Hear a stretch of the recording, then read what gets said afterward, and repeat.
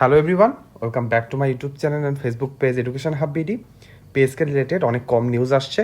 আসার কারণ হলো আমাদের অন্তর্বর্তীকালীন সরকারের অর্থ উপদেষ্টা কিন্তু বলেছেন যে অন্তর্বর্তীকালীন সরকার নতুন পে স্কেলের চূড়ান্ত সিদ্ধান্ত নিবে না। কিন্তু যে সকল নিউজ আসছে বেশিরভাগ সকলই ফেক। আমি এক গোপন সূত্রের মাধ্যমে আপনার পে কমিশনে যে নতুন নতুন বৈঠক হয় সেখানে কি কি আপডেট আসছে, তারা কি কি সিদ্ধান্ত নিচ্ছে, পরবর্তী কি কি আপডেট তারা দিতে পারে সেগুলো নিয়েই আপনাদের সাথে আলোচনা করে থাকি। যারা সত্যিকারের নিউজটি শুনতে চান, যারা কোনো জল মেশানো নিউজ জানতে চান না, যারা অথেন্টিক নিউজটি শুনতে চান, তারা কিন্তু অবশ্যই আমার ইউটিউব চ্যানেলটি সাবস্ক্রাইব করবেন। আপনাদের একটি মাত্র ইউটিউব চ্যানেল সাবস্ক্রাইব করা দেখলে আমি অনেক অনুপ্রেরণা পাই। আমি পরবর্তী ভিডিওগুলো সবার আগে দেওয়ার চেষ্টা করি। সাবস্ক্রাইব করার পরে অবশ্যই বেল আইকনটি চেপে দিবেন, তাহলে পরবর্তী যে কোনো পেজকে রিলেটেড ভিডিও ছাড়লে আপনার সামনে চলে যাবে। ভিডিওটিতে একটি লাইক করে দিবেন এবং কমেন্ট করে জানাবেন যে আমার ভিডিওতে যে টপিকগুলো নিয়ে আমি আলোচনা করি তার সাথে আপনি একমত হচ্ছেন কিনা। তাহলে চলুন দেরি না করে আমরা মেন ভিডিওতে চলে যাই। আমরা মেন ভিডিওতে চলে এসেছি। ভিডিওটি শুরু করার আগে আপনাদের কাছে একটি প্রশ্ন জানতে চাই যে সরকারি চাকরিজীবী যারা আছেন, যারা আমার ভিডিও দেখেন, তারা কি সত্যি চান কিনা 2026 সালের জানুয়ারি মাস থেকেই, অর্থাৎ 2026 সালের জানুয়ারি মাস থেকেই নতুন পে স্কেল অর্থাৎ নবম পে স্কেলটি বাস্তবায়ন হোক? এটা সবাই চান কিনা সেটা একযোগে কমেন্টে লিখে জানাবেন। তাহলে আমার জানতে সুবিধা হবে যে আমার ভিডিও যারা প্রতিদিন দেখেন বা আপনাদের সামনে আসে তারা সবাই চান কিনা যে পে স্কেলটি আসুক। এটা সবার মনের আশা কিনা। অনেকে আছেন, অনেক সরকারি চাকরিজীবীরাই দেখি বলে যে দেশের অর্থনীতির অবস্থা ভালো না, এখন দরকার নেই। আপনি সেই দলে কিনা, নাকি আপনি চান যে এই নির্ধারণ অর্থ কষ্টে আর থাকা যাচ্ছে না, নতুন একটা পে স্কেল দরকার? আপনি কোন দলে আছেন সেটা কমেন্ট বক্সে লিখে জানাবেন, তাহলে আমরা জানতে সক্ষম হব যে কোন দলের আশাটা বেশি এবং কোন দলটা ভারী বেশি। তাহলে চলুন আমরা বাদবাকি টপিকগুলো আজকে জেনে নিই। পে কমিশনের বর্তমান অগ্রগতি। সরকারি, আধা সরকারি, স্বায়ত্তশাসিত সংস্থা, রাষ্ট্রায়ত্ত ব্যাংক ও বিশ্ববিদ্যালয় সহ সব প্রতিষ্ঠানের বেতন বাড়ানোর লক্ষ্যে জাতীয় বেতন কমিশন কাজ করছে। 24 নভেম্বর সচিবালয়ে বিভিন্ন মন্ত্রণালয়ের সচিবদের সঙ্গে উচ্চ পর্যায়ের বৈঠক অনুষ্ঠিত হবে। বৈঠকে সভাপতিত্ব করবেন বেতন কমিশনের চেয়ারম্যান জাকির আহমেদ খান। 2025 সালে জুলাই 23 সদস্যের জাতীয় বেতন কমিশন গঠন করা হয়। কমিশনের প্রথম সভার তারিখ থেকে 6 মাসের মধ্যে প্রতিবেদন জমা দেওয়ার নির্দেশ ছিল। এটি কিন্তু বেসিক নিউজ, এটা সকলে জানেন যে হচ্ছে 6 মাস সময় আছে আমাদের পে কমিশনের কাছে চূড়ান্ত যে ওদের যে রিপোর্টটি আছে সেটি জমা দেওয়ার। এবং 24 নভেম্বর অর্থাৎ সামনের 4 দিন পরে একটি বড় বৈঠক হতে যাচ্ছে, সেটা কিন্তু সচিবরা মিলে করবেন। সেখানে কিন্তু অনেক কিছু চূড়ান্ত হবে। আপনি যদি সেই বৈঠক থেকে কি কি নতুন আপডেট আসছে সেটি জানতে চান, তাহলে সবার আগে আমার ইউটিউব চ্যানেলটি সাবস্ক্রাইব করুন, কারণ আমি কিন্তু 24 তারিখেই বৈঠকের পরে ভিডিও বানিয়ে আপনাদেরকে জানাবো সূত্রের মাধ্যমে যে কি কি নিউজ হচ্ছে এবং গ্রেড কতটি ফিক্স হয়েছে, আপনার সর্বনিম্ন বেতন কত থেকে শুরু হতে পারে, চিকিৎসা ভাতা, বাড়ি ভাড়া এবং অন্যান্য ভাতা কেমন আকারে বৃদ্ধি পেতে পারে। এগুলো যদি সব জানতে চান তাহলে কিন্তু আমার ইউটিউব চ্যানেলটি সাবস্ক্রাইব করতে হবে।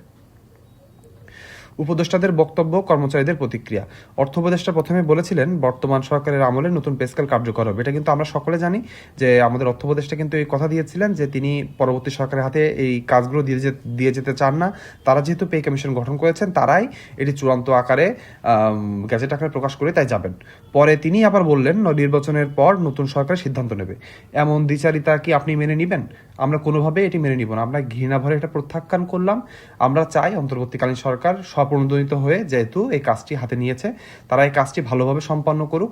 তারা যদি বলে যে আমাদের জানুয়ারিতে পারবো না, ফেব্রুয়ারি থেকে আমরা চালু করবো, তাতেও কিন্তু সরকারি কর্মকর্তা কর্মচারীদের কোনো দুঃখ নেই। কিন্তু আপনি এই কাজটি পরবর্তী সরকারের হাতে দিয়ে যাবেন এবং তিনি এসে বলবে যে দেশের অর্থনীতির অবস্থা ভালো না, আমি নতুন এসেছি ক্ষমতায়, আমার এখনো অনেক সময় লাগবে, আমাকে সব বুঝতে হবে, জানতে হবে।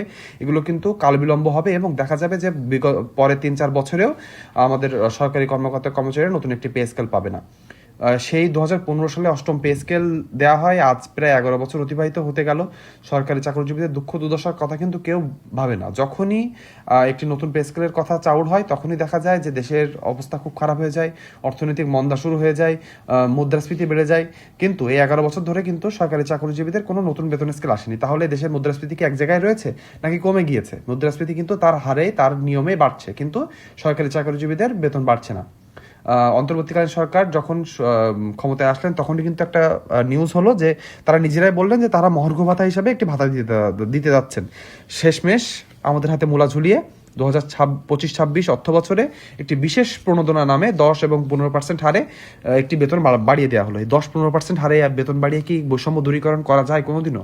আপনি কি মনে করেন এটি কোনোভাবে সম্ভব নয়? আপনাকে একটি বাস্তবসম্মত এবং মানসম্মত পে স্কেল দিতে হবে, এর কোনো বিকল্প নাই। তাই বলবো যে অন্তর্বর্তীকালীন সরকার যেহেতু একটি মহৎ কাজ হাতে নিয়েছেন, তারাই কাজটি শেষ করে যাবেন। অন্যথায় কিন্তু সরকারি চাকরিজীবীরা রাজপথে নামতে বাধ্য হবে, আর সরকারি চাকরিজীবীরা কিন্তু এবার অধিকার আদায়ের জন্য লড়াই করবে। এটা কিন্তু তারা কোনো এক্সট্রা কিছু চাচ্ছে না। তাদের তাদের যে দরকার, তাদের যে তাদের বাঁচতে হলে যে মৌলিক অধিকারগুলো দরকার, সেগুলোর জন্যই কিন্তু তারা লড়াই করতে নামবে। আপনারা সকলে জানেন 6 সদস্যের পরিবার নিয়ে বাঁচতে হলে খাওয়া দাওয়ার বিলই আসে 4,000 করে এক একজনের পার মানুষ যদি খরচ ধরা হয়, তাহলে খাওয়া দাওয়ার বিলই আসবে আপনার 24,000 টাকা।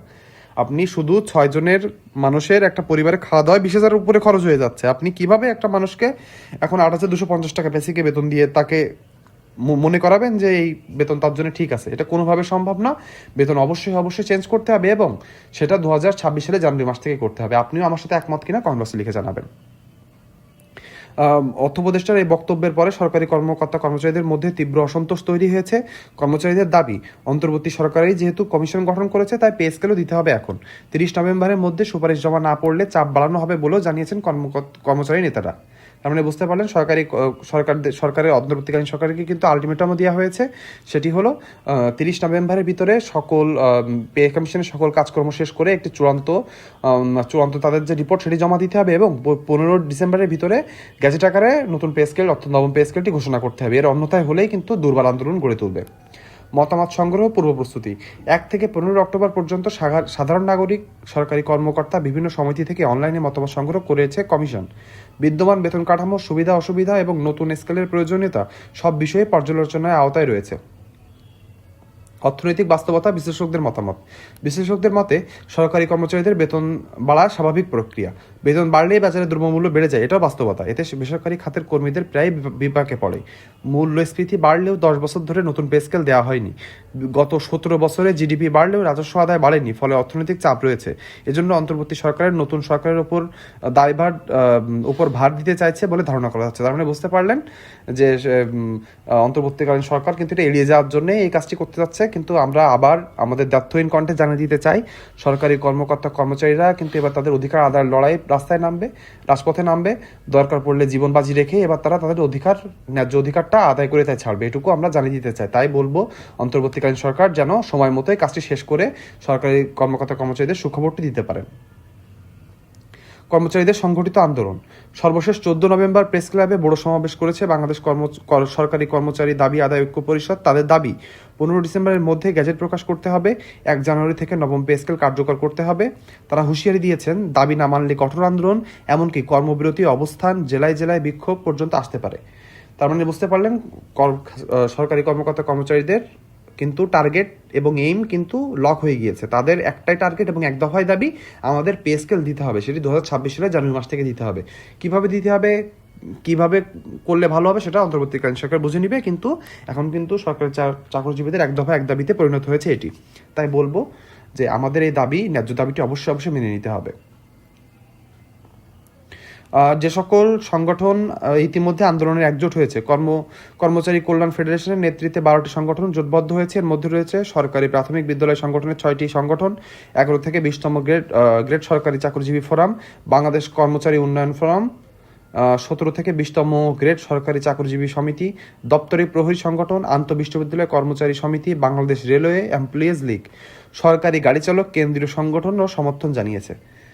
লাস্টে আমরা জেনে নেব যে কী কী আলটিমেটাম দেওয়া হয়েছে, এবং সরকার যদি এটি আমাদের ন্যায্য দাবিটি মেনে না নেয়, তাহলে কী কী তাদের জন্য অপেক্ষা করছে। সেটি হলো 15 ডিসেম্বরের মধ্যে নতুন পে স্কেল গ্যাজেট আকারে চাই কর্মচারীদের চূড়ান্ত দাবি।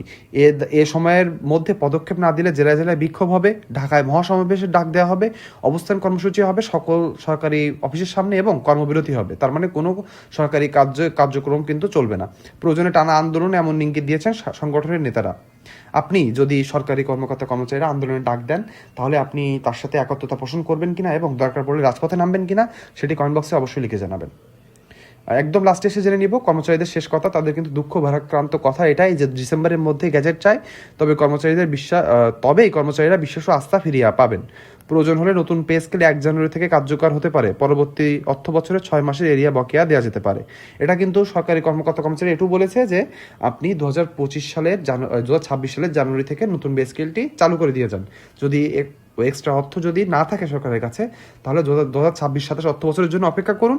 সেখানে আপনি বকেয়া আকারে জানুয়ারি থেকে জুলাই পর্যন্ত যে বেতনটুকু হয় সে বেতনটুকু সরকারি কর্মকর্তা কর্মচারীদের দিয়ে দিন। সেটাও কিন্তু কর্মকর্তা কর্মচারীরা বলেছেন যে এটুকু কিন্তু সরকারি কর্মকর্তা কর্মচারীরা মেনে নেবেন।